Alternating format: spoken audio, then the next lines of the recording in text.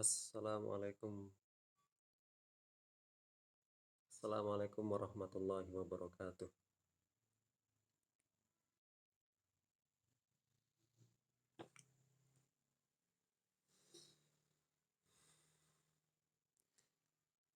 Nabda sambil menunggu yang lainnya.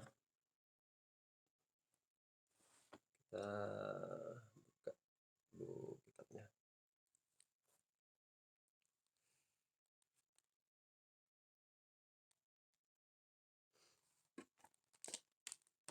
Alhamdulillah, salatu wassalamu ala rasulillah wa ala alihi wa ashabihi wa mawalah. Subhanaka la ilma lana illa ma 'allamtana innaka antal alimul hakim. Wa tub 'alaina innaka antat tawwabur rahim. Kita masih berada pada kaidah yang kedua, al-yaqinu la yuzalu bisyak. Sesuatu yang yakin tidak bisa dieliminasi oleh keraguan-keraguan. Dan kita sudah membahas beberapa anak kaidah dari al-yaqinu la yazulu bisyak. Kita sudah membahas al-aslu baqa'u ma kana ala makan, kemudian al-aslu bara'atu dhimmah, kemudian yang ketiga man syakka hal fa'ala syai'an aula fal aslu annahu lam yaf'alhu. Kemudian yang keempat kita juga sudah membahas al-aslu fil umuril aridati al-adamu. Dan yang kelima adalah al-aslu fi kulli hadisin taqdiruhu bi aqrabi zamanin. Dan malam hari ini kita ambil yang ke-7. Kaidah yang ke-7. Kaidah yang ke-7 ini di dalam kitab Idhahul Qawaid Al-Allamah Al-Lahji tidak menampilkan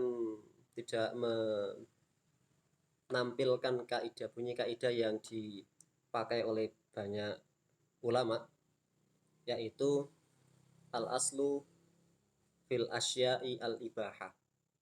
Jadi al-aslu fil asya'i al-ibahah. Kaidah yang banyak dipakai atau ungkapan takbir yang banyak dipakai oleh kalangan mutaakhirin adalah al-aslu fil asya'i al-ibahah. Nah, beliau tidak menggunakan atau tidak menampilkan takbir tersebut di dalam Idhahul Qawaid ini, tetapi beliau yasridu sardan gitu saja, menampilkan beberapa ungkapan yang diambil dari para mutaqaddimin. Wa minha, dan diantaranya kaidah al-halalu, sesuatu yang halal, inda Syafi'i, menurut Imam Syafi'i, malam yadulla ad-dalilu ala tahrimihi, yaitu apa-apa yang tidak menunjukkan sebuah dalil atas keharamannya. Jadi tidak menggunakan ungkapan al-aslu fil asya'i al-ibahah, tetapi beliau menjelaskan pendapat Imam Syafi'i bahwasanya sesuatu yang halal itu adalah apa-apa yang tidak ada dalil yang mengharamkannya. Nah, kalau kita menggunakan takbir yang dipakai oleh kalangan kontemporer yang sudah diketahui oleh banyak orang, cara gampangnya adalah al-aslu fil asya'i al-ibahah. Pada dasarnya segala sesuatu itu hukumnya adalah mubah. Ya, secara makna harfiahnya seperti itu.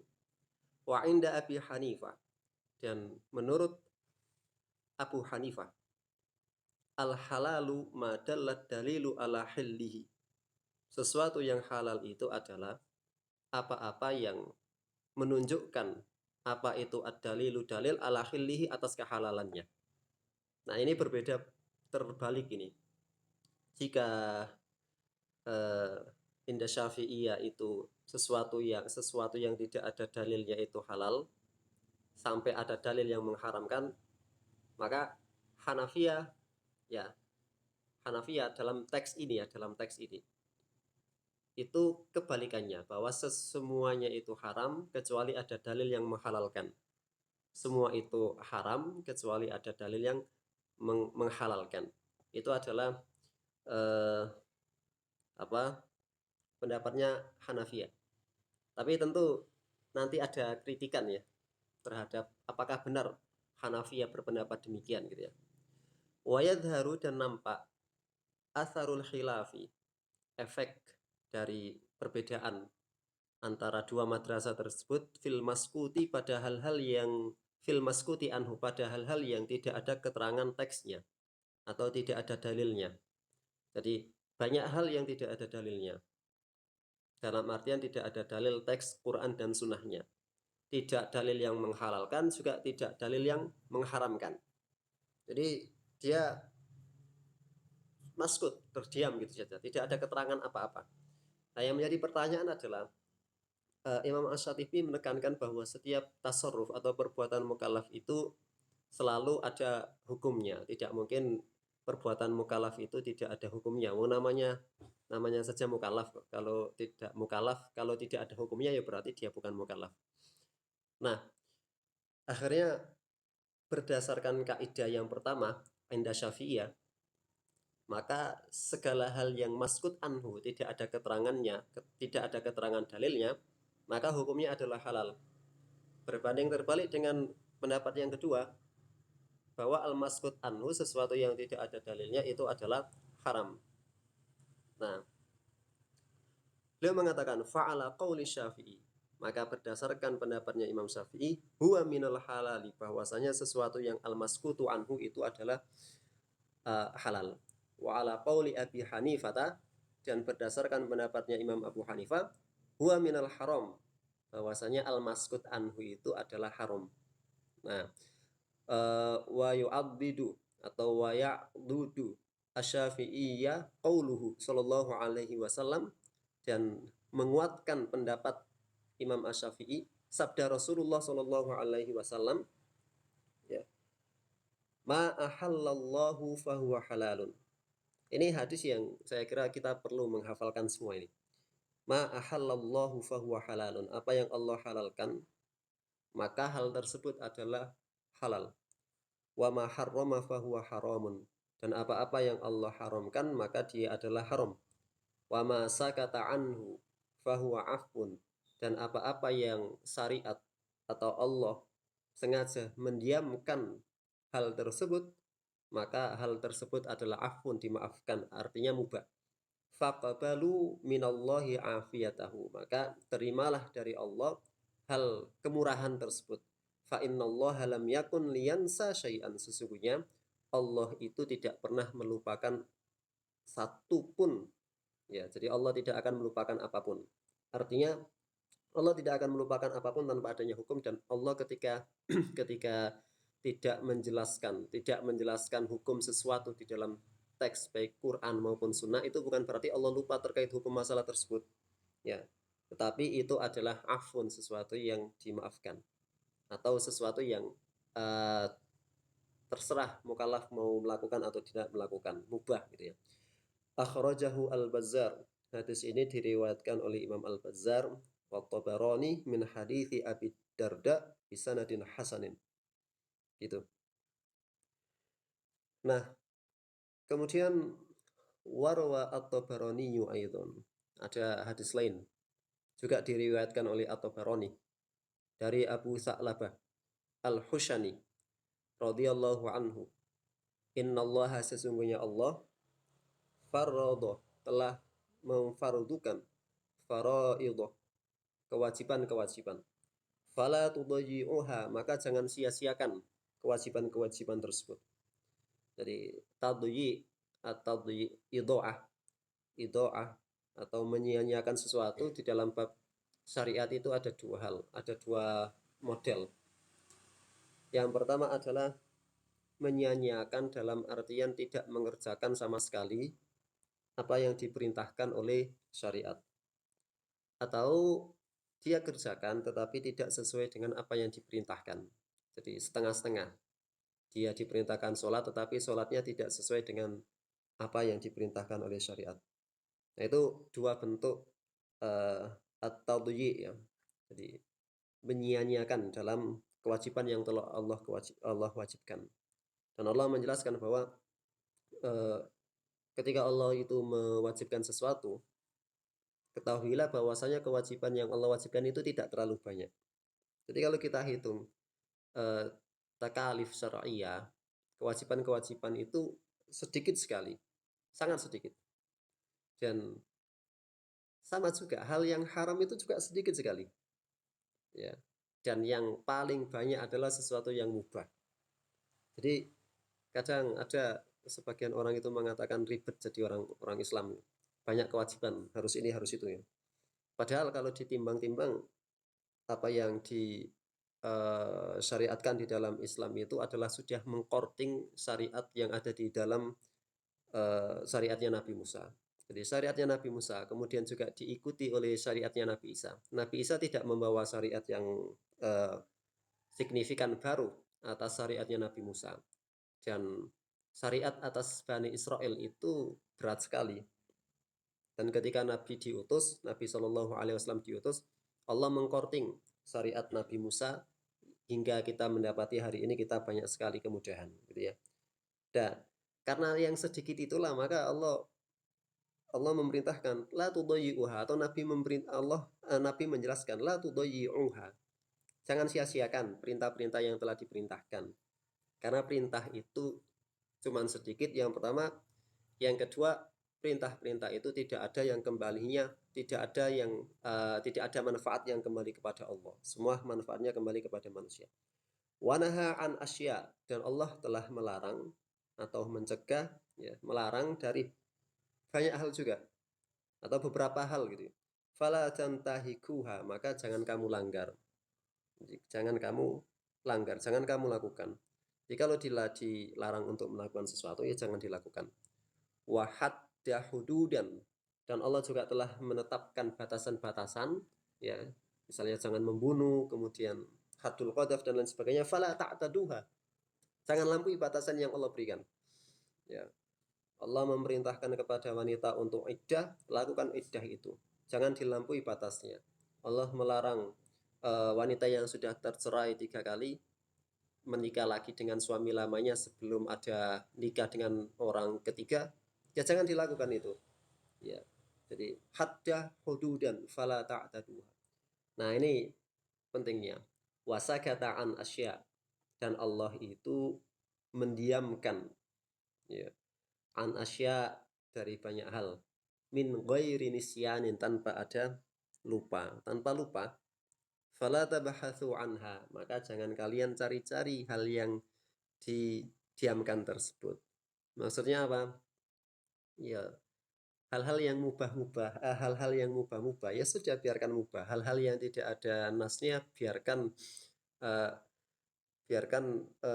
apa adanya, ya. Selagi tidak ada dalil yang mengharamkan, maka kita hukumi itu mubah, itu boleh dilakukan, ya.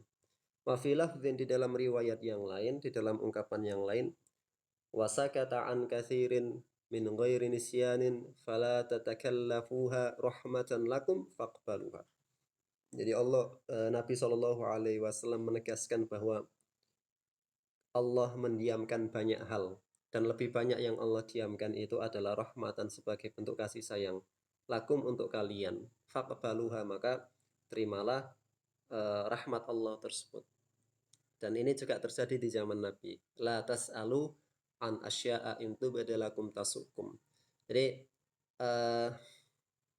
Nabi di dalam Al-Quran, Allah Subhanahu wa Ta'ala itu agak memberikan warning kepada beberapa sahabat, jangan terlalu banyak bertanya pada hal-hal yang tidak perlu ditanyakan, karena barangkali kalau ditanyakan kemudian datang ayat yang mewajibkan sesuatu atau melarang sesuatu, maka itu akan menimbulkan taklif atau menimbulkan masyakoh lagi, menimbulkan kesusahan. Maka biarkan apa adanya sampai datang ayat yang menjelaskan. Para ulama di dalam ayat ini berbeda pendapat, ya.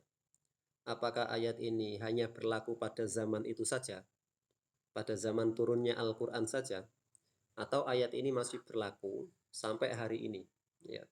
Kalau berlaku sampai hari ini, maka sama, kita terapkan hal yang sama, bahwa hal-hal yang tidak dijelaskan secara detail, maka kita naskut anhu, ya naskut anhu. Tetapi perlu juga diperhatikan, para fuqaha itu menjelaskan bahwa siapa yang diperintahkan untuk as-sukut anhu, yang diperintahkan untuk as-sukut, diam, itu adalah awamun nas, masyarakat awam. Sama kita ini kan awam ya. Kita diperintahkan untuk diam. Tetapi para mustahid tidak terkena hadis ini. Bayangkan kalau para mustahid itu juga terkena khitab hadis ini. La tabhatsu anha, la tabhatsu anha. Jangan kau cari-cari hal-hal yang maskut itu. Itu kan berbahaya, nanti tidak ada yang beristihad sama sekali. Nah, kalau tidak ada yang beristihad sama sekali, ya sudah, tidak akan ada penjelasan hukum, gitu ya. Warawa at-Tirmidzi dan Imam at-Tirmidzi meriwayatkan, wa Ibnu Majah dan Ibnu Majah min hadithi Salman, dari hadis Salman Al-Farisi, annahu sallallahu alaihi wasallam su'ila anil jubni was-samni wal fira. Jadi di dalam riwayat at-Tirmidzi dan Ibnu Majah, Salman Al-Farisi menjelaskan bahwa Nabi Shallallahu Alaihi Wasallam itu suatu ketika ditanya tentang keju, kemudian minyak saman, kemudian al-firo. Ya. Al-firo ini ada dua penafsiran. Yang pertama adalah baju yang terbuat dari kulit zebra, ya, khimar wahsy itu. Kulit yang baju yang terbuat dari khimar wahsy atau zebra itu. Yang kedua ada yang mengatakan bahwa al-firo itu adalah baju apapun yang terbuat dari bulu hewan, gitu ya. Nah, Nabi Shallallahu Alaihi Wasallam itu ditanya tentang tiga hal itu. Kemudian Nabi mengatakan al-halalu, sesuatu yang halal, ma ahallallahu fi kitabihi, apa yang Allah jelaskan halal di dalam kitabnya. Wal haramu, dan sesuatu yang haram, ya, ma harramallahu fi kitabihi, apa yang Allah haramkan di dalam kitabnya. Wa ma sakata anhu fahuwa mimma afa anhu, dan apa-apa yang Allah diam darinya, maka hal tersebut adalah dimaafkan anhu darinya. Nah, jadi ini menarik nih. Nabi itu ditanya tentang hukum keju, kemudian hukum minyak yang waktu itu dibuat oleh orang-orang Persia yang tercampur dengan lemak hewan-hewan yang tidak diketahui, gitu ya. Walfiro, ya, kemudian juga ditanyakan tentang hukum memakan daging zebra, ya. Kemudian memakai baju yang terbuat dari bulu-bulu hewan. Tapi Nabi tidak menjawab Nabi tidak menjawab sesuai dengan pertanyaan bi'ayaniha. Nabi tidak menjelaskan juben itu halal, samen itu halal, firo itu halal, ya, mubah itu. Nabi tidak menjelaskan itu. Tetapi Nabi kemudian menjelaskan secara umum bahwasanya apa yang halal itu adalah apa yang dihalalkan, dan apa yang haram itu adalah apa yang diharamkan.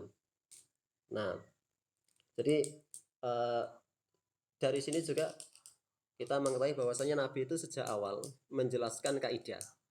Ada kaidah-kaidah yang atau ada rumus-rumus yang universal berlaku sepanjang masa. Jadi bayangkan kalau Nabi itu menjelaskan detail-detail masalah satu persatu. Detail-detail masalah satu persatu dijelaskan. Nanti ketika ada masalah yang lain kemudian tidak ada ilat yang sama antara sesuatu yang ada nasnya dengan tidak ada nasnya, itu akan menyusahkan. Itu akan berlari pada kaidah-kaidah yang lain. Tetapi dengan menjelaskan secara secara sederhana, wa masa kata anhu fahuwa mimma afa anhu, apa yang didiamkan maka itu adalah mubah. Nah, itu sesuatu yang diambil oleh para ulama bahwa mendisiplinkan satu ilmu di dalam kaidah fikih itu adalah sesuatu yang doruri, urgen, karena itu bisa menata hal-hal yang terpencar-pencar, gitu ya. Kemudian beliau mengatakan wa ala hadhil qaidah, dan berdasarkan kaidah ini yuharraju katsirun minal masail al muskil haluha. Ya, dari kaidah ini banyak sekali masalah-masalah yang menjadi furu', yaitu masalah-masalah yang muskil, iltabasa haluhu, ya tidak diketahui atau saling campur aduk masalah-masalahnya gitu. Minha diantaranya, beliau memberikan beberapa contoh, ya. Minha diantaranya al hayawanu al muskilu amruhu, hewan-hewan yang eh, apa ya, muskil, ada iltibas, itu hewannya halal atau haram gitu. Wafihi wajahani, di dalam masalah ini ada dua wajah, asahhuhuma al-khillu kama qala ar-Rafi'i. Jadi kadang kita ke hutan gitu ya, lihat ada binatang, kita tidak tahu hakikat binatang itu apa, tapi kita ingin memburu dan ingin menyantap makanan, menyantap hewan tersebut. Kita ambil panah, kita panah, kemudian kita dapatkan. Kan yang menjadi pertanyaan, hewan ini belum diketahui ini, dia hewan jenis apa, ya. Kemudian sifatnya seperti apa, kemudian kehalalannya seperti apa. Maka ada istibah, ada iltibas di situ, bainal halal wal haram. Menggunakan kaidah ini, maka hewan itu kita hukumi halal, ya, selagi tidak ada nas yang menjelaskan hewan itu adalah hewan haram, ya. Beliau mengatakan fihi wajhani, di dalam bab ini ada dua kemungkinan. Kenapa ada dua kemungkinan? Karena di dalam kaidah yang lain itu menyebutkan idza istam al halal wal haram qalabal haram gitu ya. Sesuatu yang apabila bertemu antara yang halal dan haram, maka eh, yang dikalahkan adalah yang haram. Artinya yang menang itu adalah yang haram. Jadi kalau ada antara halal dengan haram, maka yang dimenangkan adalah yang haram. Kenapa? Ikhtiyaton, sebagai bentuk kehati-hatian. Itu menggunakan kaidah tersebut. Tetapi kalau menggunakan kaidah ini, dan beliau sebagaimana yang diungkapkan oleh Imam Ar-Rafi'i, bahwa masalah ini akrab ila hadhil qaidah, lebih tepat jika disandarkan pada kaidah al aslu fil asya'i al ibaha, lebih dekat, sehingga hewan itu kita hukumi sebagai hewan yang halal, ya. Begitu juga hewan-hewan yang ada iltibas, misalnya di laut itu ada yang namanya babi laut gitu ya. Ada babi di laut, bentuknya berbeda tentu dengan babi yang ada di daratan. Tetapi ayat Al-Quran itu umum, dia menyebutkan walahmul khinzir, dan daging babi. Daging babi ini tidak dijelaskan dia babi darat apa babi laut, ya. Kalau babi darat ya itu yang berkaki 4, kalau babi laut ya yang ada bulu-bulunya itu. Nah, ini akan ada iltibas di sini. Ini apakah babi laut itu dihukumi sama dengan babi darat atau bagaimana? Maka ada iskal di situ, ya. Maka menggunakan kaidah al aslu fil asya'i al ibaha. Kaidahnya adalah sesuatu itu adalah hukumnya mubah. Nah, begitu. Sama juga anjing laut itu. Anjing, keharaman anjing di dalam mazhab Syafi'i itu kan dikiaskan dengan lahmul khinzir. Ya, kalau kita cari-cari dalil keharaman apa daging anjing itu ya dari kias gitu ya, dikiaskan kepada lahmul khinzir. Karena dua hewan ini di dalam mazhab Syafi'i itu adalah sama-sama hewan yang mughalladhah. Nah, pertanyaannya adalah apakah keharaman anjing ini juga berlaku pada anjing laut? Apakah anjing laut yang bentuknya seperti itu halal atau haram dimakan?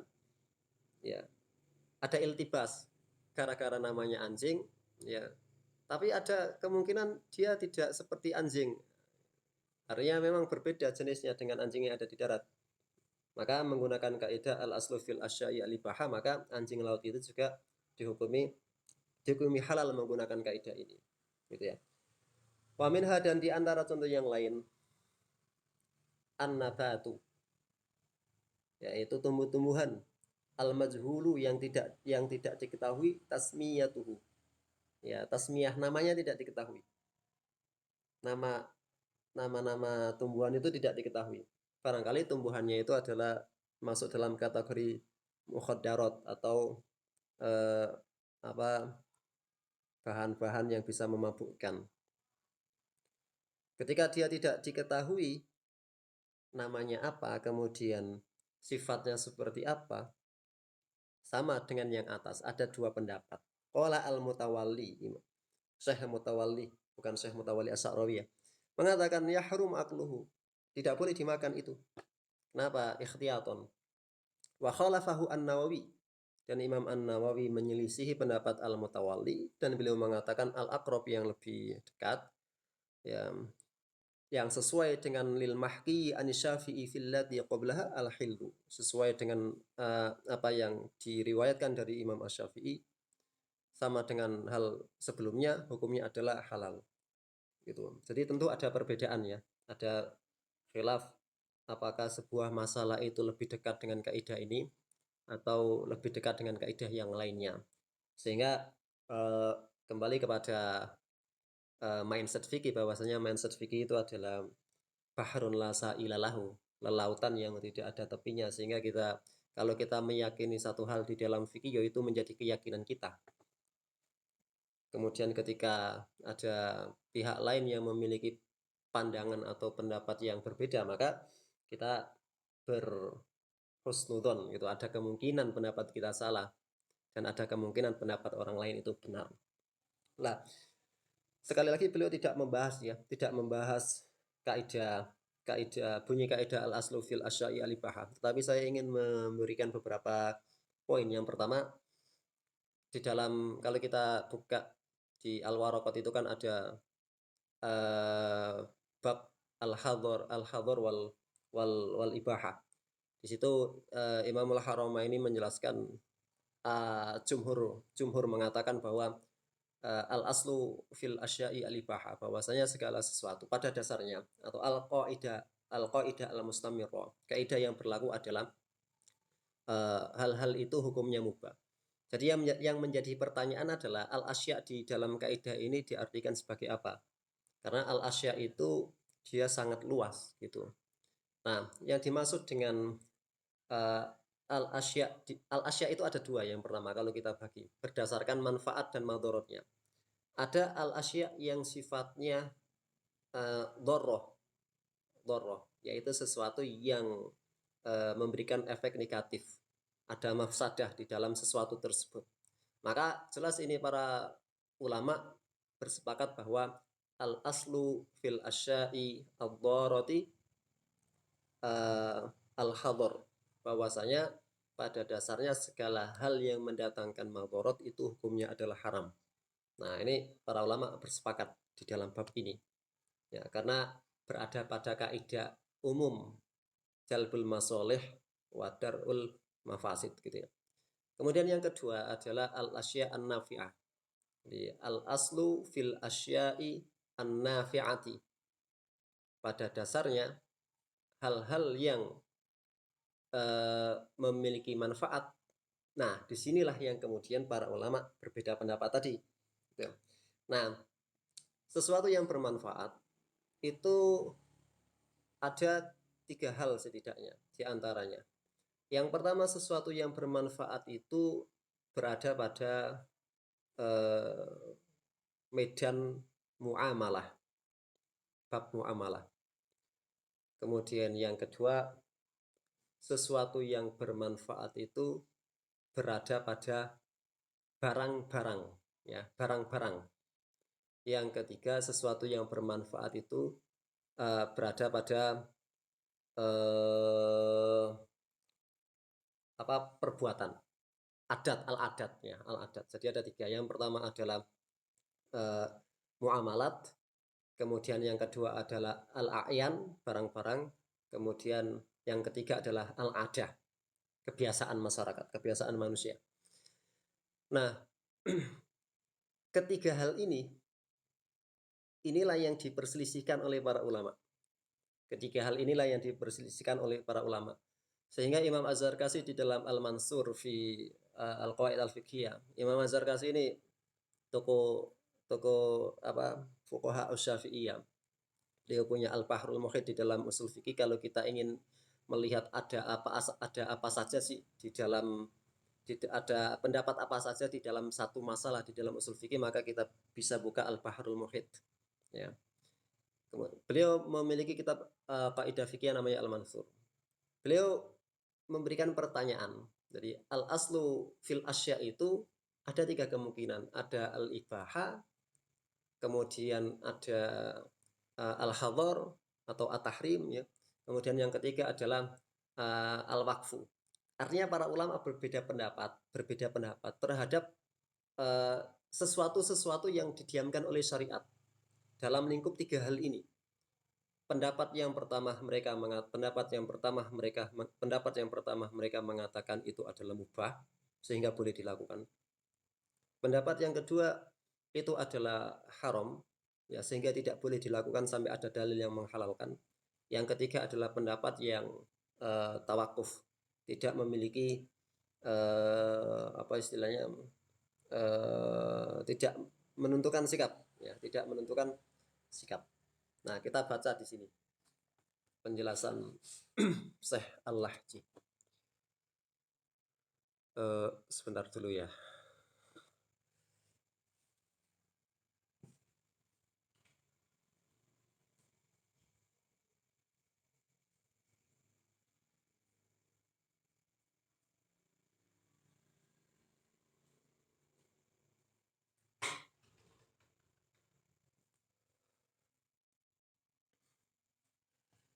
Siapa ini yang mau baca? Tanbihun.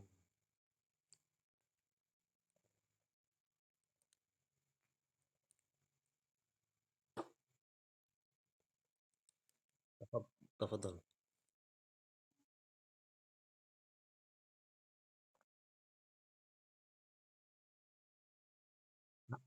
Hmm.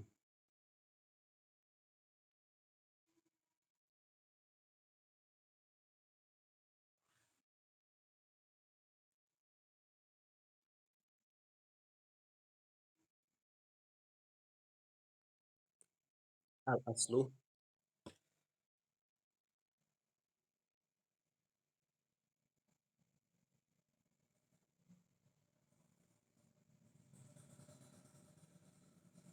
istamir. Al-awwal istamir.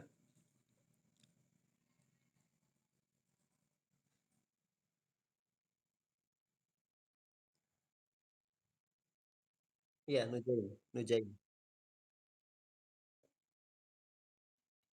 Iya, Nujaim Al-Hanafi dari kalangan Hanafiyah.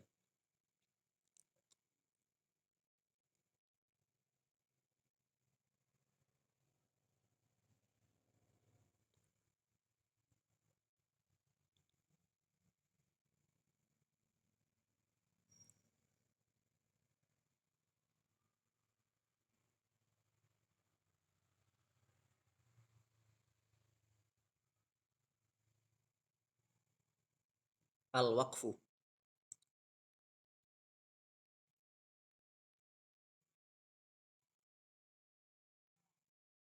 Banaha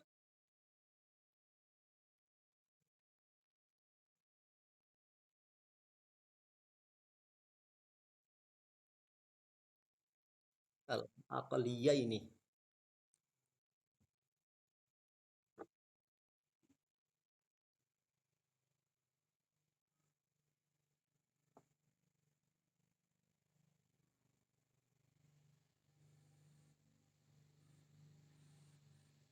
Yastaqim. Yastaqimu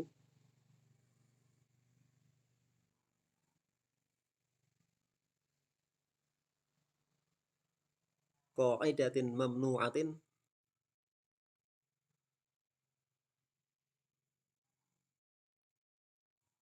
naq- naqalahu. Naqalahu. Taib, jazakumullah khairan. Nah, tanbih. Tanbihun. Tanbihun itu apa kita mengartikan? Peringatan gitu, masuk peringatan, ya. Tanbih, hal yang perlu diperhatikan. Oke. Innama adaltu. anil qa'idati allati abbara biha an-nadhimu ka aslihi. Jadi beliau menjelaskan, beliau berpaling dari kaidah yang diungkapkan oleh an-nadhim. Jadi kitab Idhah ini kan nadhim, sarah dari sebuah nadhum. Ka aslihi, sebagaimana aslinya di dalam Al-Asbah wan Nadhair Imam As-Suyuti. Jadi di dalam kitab aslinya gitu ya. Ungkapan yang digunakan itu adalah al-aslu fil asya'i al-ibahah hatta yadullad dalilu ala tahrim. Nah, begitu ungkapan aslinya. Tetapi di dalam Idhahul Qawaid ini beliau menggunakan ungkapan lain ini. Wa minha qa'idatun al-halalu 'inda Syafi'i ma lam yadullad dalilu ala tahrimihi wa 'inda Abi Hanifah al-halalu ma dallad dalilu ala hillihi. Ya. Beliau menggunakan ibarat ungkapan yang lain. Beliau tidak menggunakan ungkapan yang ada di dalam kitab aslinya gitu ya. Apa sebabnya li amro ini? Ada dua hal. Yang pertama, gitu ya, Anna Ibnu Nujaim al-Hanafi, intaqada menyangkal nisbata hadzal qaul, penisbatan atau penyandaran pendapat bahwa sesuatu yang maskut itu dihukumi haram kepada Imam Hanafi. Jadi Ibnu Nujaim membantah, nggak mungkin Hanafiyah itu berpendapat seperti itu. Kenapa? Karena Hanafiyah itu terkenal mazhab yang luas dia. Karena mereka memakai dalil-dalil istidlal yang lebih luas karena mereka ahlul ra'yi. Jadi tidak mungkin secara nalar mereka mengatakan al-aslu fil asya'i at-tahrimu awil hadar. Ya, hal-hal yang maskut tidak dijelaskan pada dasarnya adalah haram sampai ada dalil yang menghalalkan. Nah, itu susah-susah sendiri nanti. Ya. Sehingga Ibnu Nujaim menyangkal penisbatan pendapat tersebut kepada Al-Imam Abu Hanifah. Kemudian yang kedua, sebab yang kedua, An-Nazarkasi, Imam Az-Zarkasi min a'immatina, dari kalangan imam kami dalam mazhab Syafi'i, intaqada, juga menyangkal kaidah tersebut. Ya, jadi Imam Syafi'i kan mengatakan al-aslu fil asya'i al-ibahah. Al-aslu fil asya'i al-ibahah. Itu dinakat juga oleh Imam Az-Zarkasi. Masa sih cuman al-ibahah gitu ya. Artinya Imam Az-Zarkasi ingin menjelaskan bahwasanya ada khilaf juga di dalam para ulama gitu ya. Yang pertama mengatakan al-aslu fil asya'i al-ibaha gitu ya. Pendapat yang kedua mengatakan al-aslu fil asya'i at-tahrim. Kemudian pendapat yang ketiga al-waqfu, tidak memiliki sikap. Nah, karena ada nakat-nakat dari Ibnu Nujaim dan Az-Zarkasi, itulah kemudian Imam Abdullah Sa'id Al-Lahji, beliau menggunakan ungkapan beliau sendiri. Hanya saja tentu para ulama ketika ditahrir akhirnya jumhur mengatakan al-aslu fil asya'i al-ibahah. Al-aslu fil asya'i al-ibahah. Dengan catatan al-asya ini adalah yang al-asya an-nafi'ah dalam hal muamalah, kemudian dalam hal a'yan, barang-barang, misalnya hewan-hewan itu pada dasarnya hewan-hewan itu adalah halal. Kemudian yang ketiga adalah al-adah, kebiasaan-kebiasaan masyarakat itu pada dasarnya adalah halal gitu ya. Sampai ada dalil yang mengatakan itu haram. Misalnya ada kebiasaan masyarakat kumpul-kumpul gitu kan. Kebiasaan, misalnya sebelum maghrib masyarakat punya hobi kumpul-kumpul menjadi adat gitu ya. Pada dasarnya mubah, tetapi itu bisa berubah menjadi haram ketika salah satu prosesi di dalamnya adalah minum-minum khamr. Maka kumpul-kumpul itu bisa menjadi haram gitu ya. Tetapi haramnya bukan li dzatil ijtima', bukan karena perkumpulannya tersebut, tetapi karena ada sesuatu yang mengandung hal yang haram. Gitu. Nah, beliau mengatakan al-aslu fil asya'i al-ibaha. Yang mengatakan al-mubah ini adalah pendapatnya al-Mu'tazilah Basrah. Kemudian sebagian Syafi'iyah. Ini dijelaskan oleh Syekh Siddiqi Al-Burnuh di dalam Al-Wajiz fi Idahil Qawaid Al-Fiqhiyah. Nanti teman-teman bisa cari kitab itu. Al-Wajiz fi Idahil Qawaid Al-Fiqhiyah. Ditulis oleh Al-Allamah Siddiqi Al-Burnuh, orang Gaza tetapi menjadi guru besar usul fikih di Jamiatul Imam Muhammad bin Saud. Kemudian beliau juga di situ mengatakan Hanafiyah itu juga mengatakan al-aslu fil asya'i al-ibaha gitu ya. Kemudian ahlur ra'i dan juga zahiriyah itu juga berpandangan bahwasanya al-aslu fil asya'i al-ibaha. Jadi ada Mu'tazilah Basra, kemudian sebagian Syafi'iyah, kemudian Hanafiyah dan juga zahiriyah itu mengambil pendapat al-aslu fil asya'i al-ibaha. Jadi ini pendapatnya jumhur ini. Adapun yang mengatakan tahrim, al-aslu fil asya'i at-tahrim itu adalah pendapatnya Mu'tazilah Baghdad. Jadi Mu'tazilah itu juga banyak aliran fikihnya gitu ya. Mu'tazilah Baghdad mengatakan al-aslu fil asya'i at-tahrim. Selain Mu'tazilah Baghdad ada al-Imamiyah dari kalangan Syiah. Jadi Mu'tazilah Baghdad dan Imamiyah mengatakan al-aslu fil asya'i at-tahrim. Ya, kemudian yang berpandangan al-waqfu di sini tidak mengambil sikap, ya, mengatakan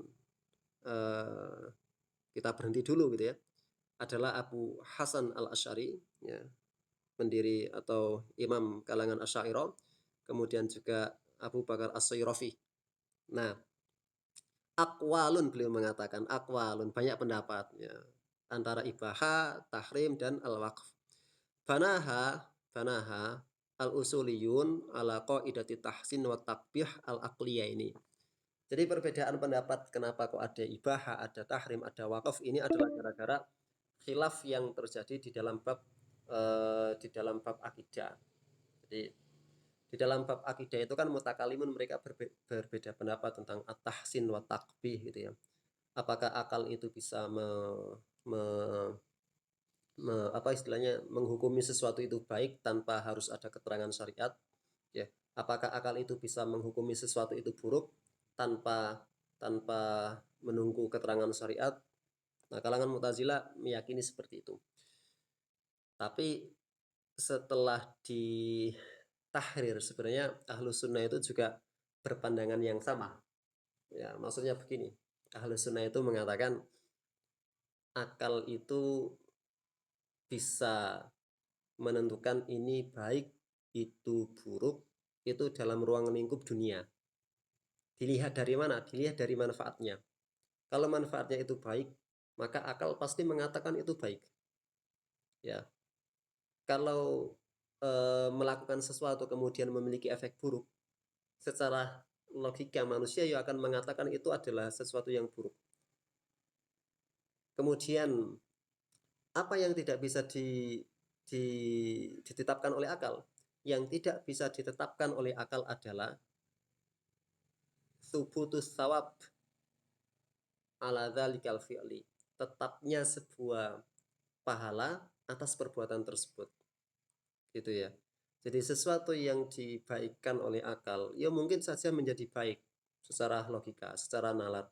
Tetapi untuk masalah apakah itu diterima sebagai sebuah ibadah, apakah itu diterima kemudian mendapatkan pahala, maka itu nanti kembali kepada harus ada teksnya, harus ada dalilnya. Harus ada dalil yang menjelaskan itu baik sehingga dia mendapatkan pahala. Jadi begitu. Jadi ada muta'aliknya gitu ya, ada tergantung perspektif mananya gitu ya. Nah, karena perbedaan-perbedaan tersebutlah akhirnya bagi kalangan yang mengatakan akal itu tidak bisa menentukan baik buruknya sesuatu sebelum ada teks syariat, maka hal-hal yang maskut itu juga dihukumi tahrim, ya, dihukumi tahrim. Begitu juga sebaliknya gitu ya. Nah, kemudian ala takdir at-tanazzul. Saya tadi cek di dalam Al-Manthurnya Imam Az-Zarkashi, cetakan yang ada di internet itu ungkapannya takdirit tanazzul. Jadi ada iftirodi, seumpamah gitu ya. li bayani hadmil qa'idati bil adillatis sam'iyah. Jadi ketika akal itu memutuskan sesuatu itu baik, dihukumi itu adalah baik, kemudian datang syariat yang menghukumi sesuatu yang baik itu adalah buruk. Nah, ini kan kacau. Ya, misalnya bab perang misalnya. Secara logika perang jihad itu buruk. Ya, secara logika buruk. Kenapa? Karena nanti ada harta yang rusak, kemudian ada jiwa yang hilang, ada kehancuran yang merebak dan lain sebagainya. Akal mengatakan jihad itu buruk. Ya, tetapi syariat datang mengatakan kutiba alaikumul qitalu wa huwa kurhul lakum. Ya, diwajibkan kepada kalian perang meskipun kalian membenci peperangan tersebut. Nah, ini kan sesuatu yang apa yang ditahsin oleh akal itu apa yang ditakbih ya diburuk-burukan oleh akal ditolak oleh syariat. Nah, sehingga ya perbedaan-perbedaan itulah yang akhirnya membuat adanya perbedaan di dalam bab kaidah al-aslu fil asya'i al-ibaha atau at-tahrim atau al-waqf. Nah, kesimpulannya adalah jumhur dengan dalil-dalilnya yang tadi, yang beberapa hadis yang kita sebutkan tadi, itu lebih kuat kaidah yang mengatakan al-aslu fil asya'i al-ibaha.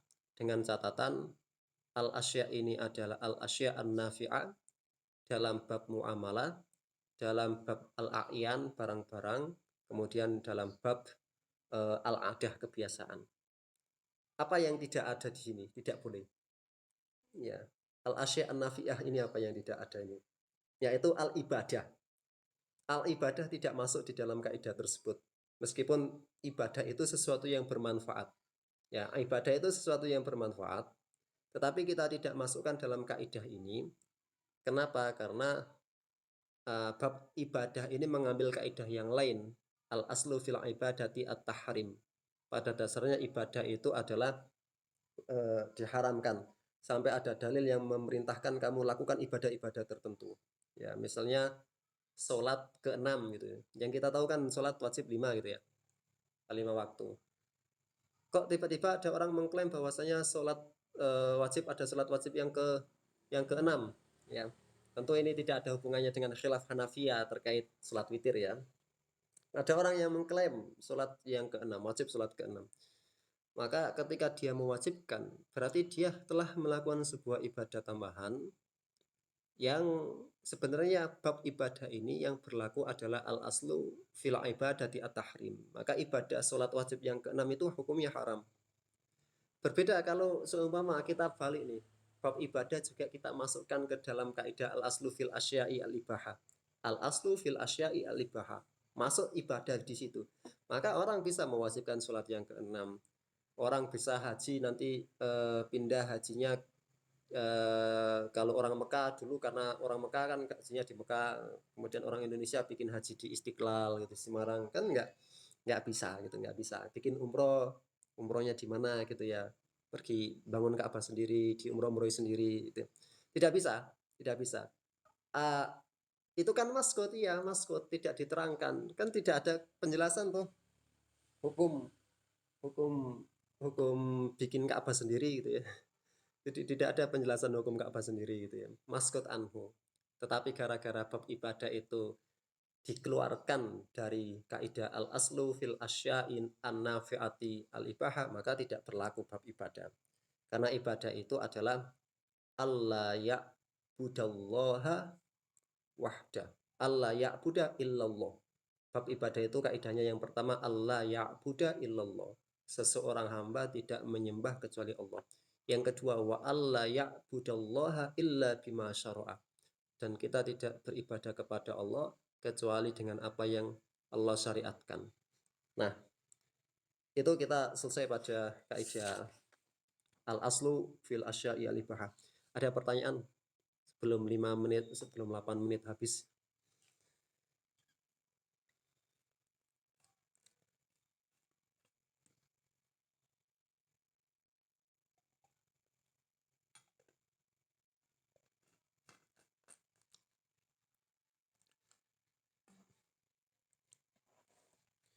Oke, kita lanjutkan kalau tidak ada yang ingin didiskusikan. Ini saya baca satu tambahan kaidah untuk malam hari ini. Al aslu fil abdha'i at-tahrim. Wa minha, dan di antara kaidah turunan al yaqinu la yazulu bisyak adalah kaidah al aslu fil abdha'i at-tahrimu. Kaidahnya ya pada asalnya atau pada dasarnya al-abdha' itu farjul mar'ah. Hukumnya adalah at-tahrim, haram. Jadi kaidah asalnya adalah farjul mar'ah itu semuanya haram sampai ada hal yang membolehkannya.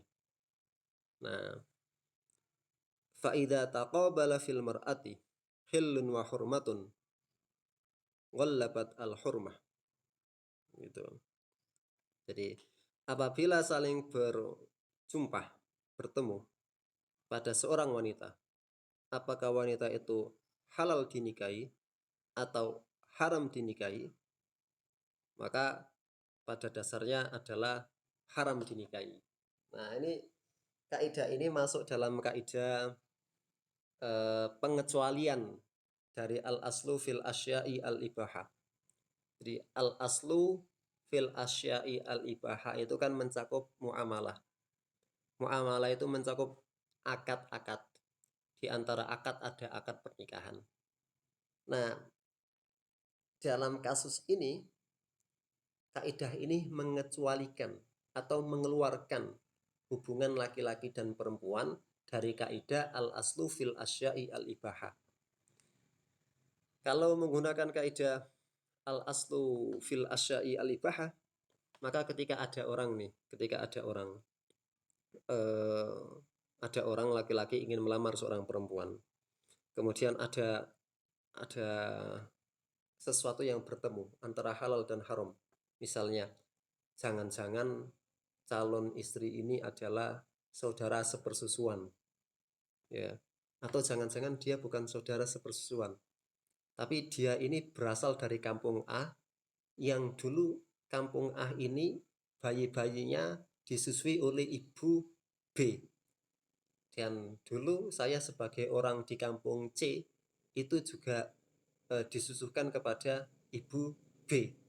Nah, itu kan ada kemungkinan, tapi tidak bisa dipastikan apakah benar-benar saudara sepersusuan atau tidak.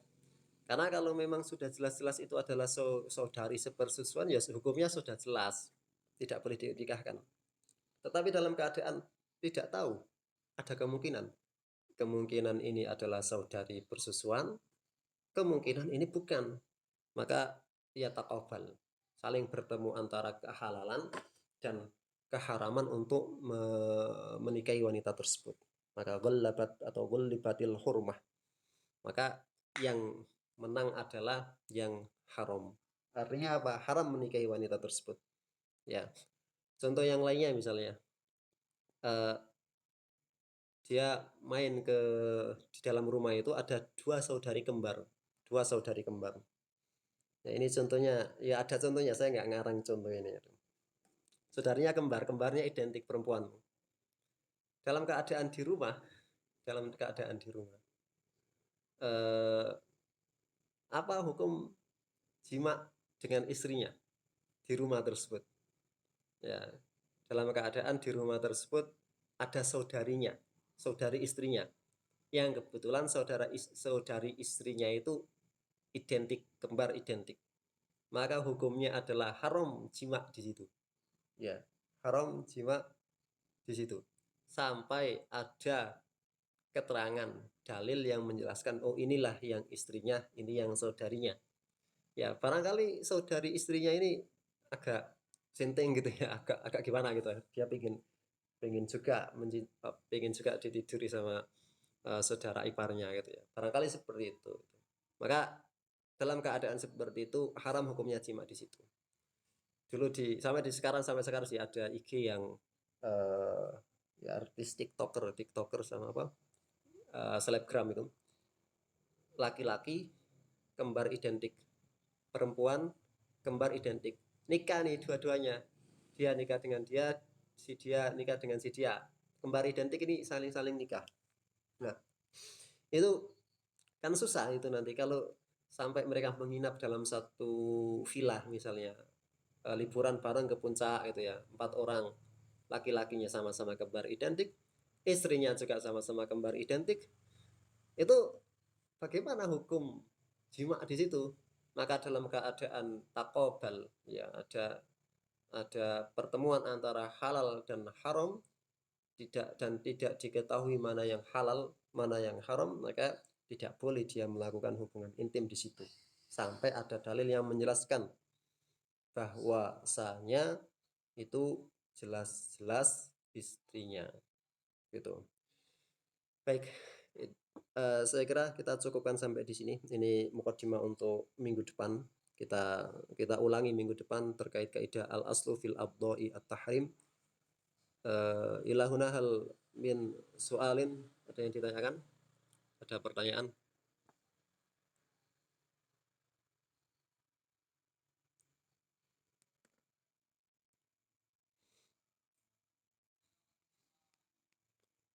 Kalau tidak ada pertanyaan, kita cukupkan dengan kafaratul majlis. Subhanakallahumma wa bihamdika asyhadu an la ilaha illa anta astaghfiruka wa atubu ilaik. Assalamualaikum warahmatullahi wabarakatuh.